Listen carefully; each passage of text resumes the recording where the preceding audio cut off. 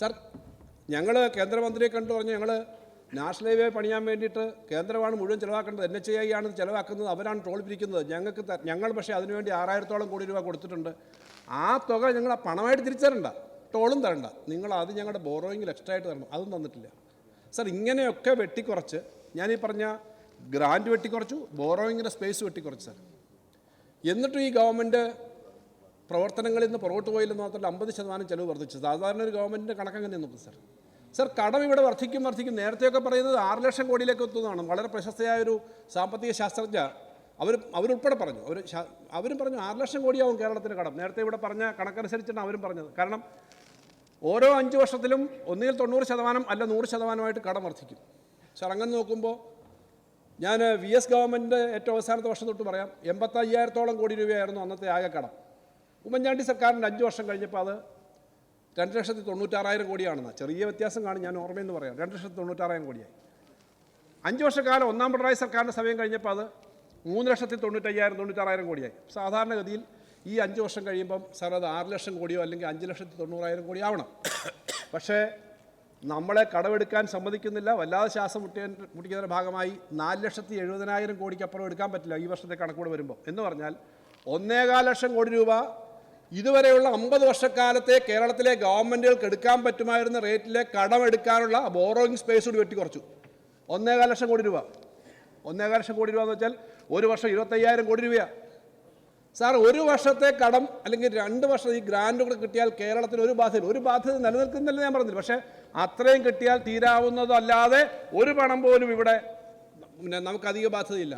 Sir, അത്രയും വെട്ടിക്കുറച്ചിട്ട് എങ്ങനെയാണ് sir ഈ കാര്യം ഒന്നും ചെയ്തില്ല എന്ന് പറയുന്നുണ്ട്. പക്ഷേ എല്ലാ സ്ഥലത്തും ചെയ്തതിൻ്റെ കണക്കുകളുണ്ട്. എല്ലാ സ്ഥലത്തെയും PWD വർക്കെടുക്കുക, എല്ലാ സ്ഥലത്തെയും MLA വർക്കെടുക്കുക, എല്ലാ സ്ഥലത്തെയും ഗ്രാമീണ റോഡ് നോക്കുക. നമ്മുടെ പ്ലാനിൽ കൊടുക്കുന്നില്ല എന്ന് പറയുന്നല്ലോ, പഞ്ചായത്ത് പ്ലാനിലുണ്ടോ, LSDD പ്ലാനിലുണ്ടോ 1000 കോടി ഈ ഗ്രാമീണ റോഡ്?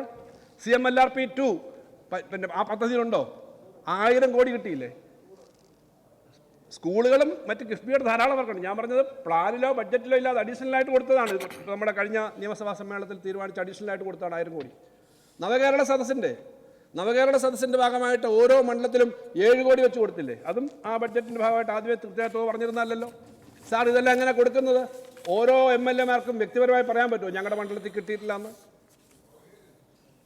നവകേരള സദസ്സിൻ്റെ ഇപ്പോൾ ഗ്രാമീണ റോഡൊക്കെ പകുതി റോഡുകളുടെ ബില്ല് മേടിച്ചു കഴിഞ്ഞു പലയിടത്തും.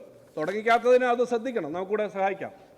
തുടങ്ങിയിട്ടില്ലെങ്കിൽ അതൊക്കെ നോക്കിക്കണം. പക്ഷേ നവകേരള ഈ CMLRPക്ക് പണത്തിന് തടസ്സം വരത്തില്ല എന്ന് തന്നെ തീരുമാനിച്ചിട്ടുണ്ട്. സാർ, ഇങ്ങനെ കാര്യങ്ങൾ ചെയ്ത് പൊയ്ക്കൊണ്ടിരിക്കണം. അപ്പോൾ ഈ പണം ചെലവാക്കുന്നത് ഇത്രയും ശ്വാസം മുട്ടിക്കലുണ്ടാകും. ഒരു വർഷം ശരാശരി 57,000 കോടി വെച്ച് കുറഞ്ഞു സാർ. ഇത് LDF ആയാലും UDF ആയാലും ബാധിക്കുന്നത്. നമുക്ക് കളക്റ്റീവായി പറയേണ്ട ഒരു കാര്യമായതുകൊണ്ട് ഞാൻ പറയുകയാണ്. രാഷ്ട്രീയമായിട്ടൊക്കെ വ്യത്യസ്ത അഭിപ്രായം പറയും. പക്ഷേ ഇത്രയും വെട്ടിക്കുറച്ചിട്ടും നമ്മൾ ഈ പണമെല്ലാം ചിലവാക്കി എന്നുള്ളത് നമ്മുടെ സംസ്ഥാനത്തെ ധനകാര്യ മാനേജ്മെൻറ്റ് അല്ലെങ്കിൽ പിന്നെ എന്താ സാർ അത്? ശരിയാണ്, വളരെ വലിയ ബുദ്ധിമുട്ടിലാണ് ഈ ഗവൺമെൻറ് മുന്നോട്ട് പോകുന്നത്. അങ്ങനെ ഇതെല്ലാം അഡ്ജസ്റ്റ് ചെയ്യാൻ. കാരണം വലിയ തോതിൽ നമ്മുടെ ശ്വാസം മുട്ടിക്കുക. വിചാരിച്ച ബഡ്ജറ്റ് തയ്യാറാക്കിയതിന് ശേഷം 6,000 കോടി വെട്ടിക്കുറയ്ക്കുമെന്ന് ആരെങ്കിലും വിചാരിക്കുമോ? സാർ, ഏറ്റവും ഒടുവിൽ GST സംബന്ധിച്ച് വന്നു. GST സംബന്ധിച്ച് വന്നപ്പോൾ അതിൻ്റെ ഭാഗമായിട്ട് ഇവിടെ പ്രതിപക്ഷ നേതാവ് ചോദിക്കുന്നത് കേട്ടു, 8,000 മുതൽ 10,000 വരെ നിങ്ങൾ പറയുന്നു. എവിടുന്നാണ് കണക്ക്? 20,000 കോടി 47,000 കോടിയേ ഉള്ളൂ എന്നാണ് കേന്ദ്രം പറയുന്നത്.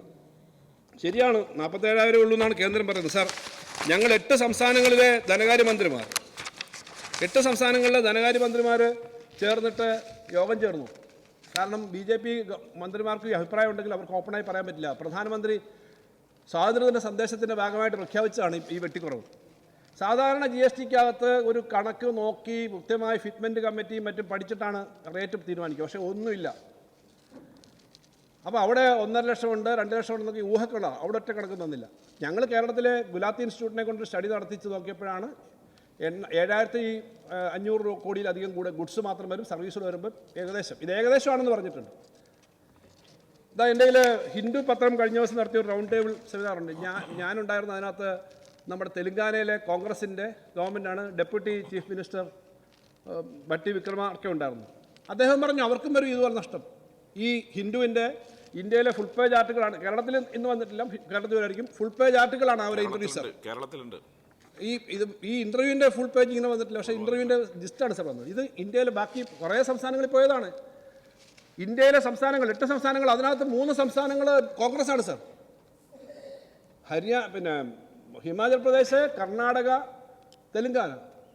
സർ, തൃണമൂൽ കോൺഗ്രസുമായി രാഷ്ട്രീയമായിട്ട് ഒരിക്കലും ചേരുന്നല്ല ഞങ്ങൾ. പക്ഷേ തൃണമൂൽ കോൺഗ്രസ് നമ്മുടെയായിട്ട് സംസ്ഥാനങ്ങളുടെ താല്പര്യത്തിന് വേണ്ടി അവിടെ ഒരുമിച്ച് പറഞ്ഞു. പഞ്ചാബ് ഉണ്ടായിരുന്നു, അതുപോലെ ജാർഖണ്ഡ് ഉണ്ടായിരുന്നു. എല്ലാവരും ഈ പ്രശ്നമാണ് പറയുന്നത്. ബംഗാളിൽ ഇൻസൈഡ് മീറ്റിങ്ങിനകത്ത് എല്ലാ മന്ത്രിമാരും പറഞ്ഞിട്ടുണ്ട്, പക്ഷേ പുറത്തവർ പറഞ്ഞിട്ടില്ല. മറ്റ് സ്റ്റേറ്റുകളും, അതായത് BJP സ്റ്റേറ്റുകളും. സർ, ആ നഷ്ടമുണ്ട്. കേരളത്തിൽ ഞങ്ങൾ കണക്കെടുത്തപ്പം, ഒരു പ്രാഥമിക കണക്കെടുക്കുമ്പോൾ ഓട്ടോമൊബൈൽ, സിമൻറ്റ്, അതുപോലെ തന്നെ ഇൻഷുറൻസ്, പിന്നീട് നമ്മുടെ ഇലക്ട്രോണിക് ഗുഡ്സ്, ഇത് മാത്രം 2500 കോടി നഷ്ടം വരുന്ന കണക്ക്. അങ്ങനെ വരുമ്പോൾ 10,000 കോടി വന്നാൽ ഈ വർഷം അങ്ങോട്ട് പോകുമ്പോൾ 4000-5000 കോടി വരും. അങ്ങ് പറഞ്ഞത് ശരിയാണ്. എങ്ങനെ നിങ്ങൾ മാനേജ് ചെയ്യും? നമ്മൾ ചർച്ച ചെയ്യേണ്ടതാണ്. ഒരു സംസ്ഥാനത്തിന് കിട്ടേണ്ട പണം കിട്ടാതെ വന്നാൽ അത് ഫിസ്ക്കൽ ഫെഡറലിസത്തെ ബാധിക്കും, നമ്മുടെ സ്വാതന്ത്ര്യത്തെ ബാധിക്കും, സംസ്ഥാനങ്ങൾക്ക് അസ്വസ്ഥതയുണ്ടാവും. ഈ പ്രശ്നം ചെറിയൊരു പ്രതിപക്ഷവും ഭരണപക്ഷവും തമ്മിലുള്ള തർക്കമായിട്ട് തീരേണ്ടതല്ല. GST നടപ്പിലാവുന്ന വർഷം, അതിനു മുമ്പ് നമുക്കുണ്ടായിരുന്ന വാറ്റും സെയിൽ ടാക്സും ഉണ്ടായിരുന്ന സമ്പ്രദായം തുടർന്നിരുന്നെങ്കിൽ, അന്നത്തെ ഗ്രോത്ത് തുടർന്നിരുന്നെങ്കിൽ, UDF സമയത്താണ്, LDFിൻ്റെ ആദ്യത്തെ 2 വർഷം അതായിരുന്നല്ലോ, അന്നത്തെ ആ ടാക്സിൻ്റെ ഗ്രോത്ത് തുടർന്നിരുന്നെങ്കിൽ നമുക്ക് കഴിഞ്ഞ വർഷം കിട്ടേണ്ടത് 51,500 കോടിയാണ് സർ, പഴയ കണക്കനുസരിച്ച്, സാധാ ഗ്രോത്ത് അനുസരിച്ച്. GST നല്ലതാണെന്ന് ഒന്നും പറഞ്ഞില്ല അതിനകത്ത് ഇബ്രാഹിം, പിന്നെ ആ സംശയം വേണ്ട.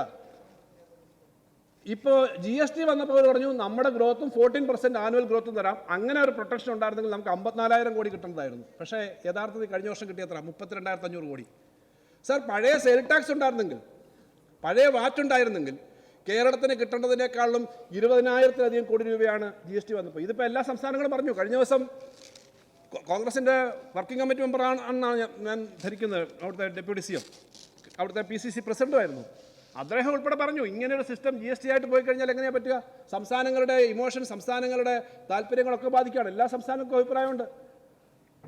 ഹിമാചൽ പ്രദേശിലാണ് ശമ്പളം കൊടുക്കുന്നത്, നേരത്തെ ഇവിടെ പറഞ്ഞു. ഹിമാചൽ പ്രദേശിലാണ്, അത് ആന്ധ്രാപ്രദേശ് അല്ല. അദ്ദേഹം പറഞ്ഞു ആന്ധ്ര എന്ന് പറഞ്ഞു. പക്ഷേ ഹിമാചൽ പ്രദേശിലാണ് ശമ്പളം കൊടുക്കാൻ ബുദ്ധിമുട്ടുണ്ടായത്.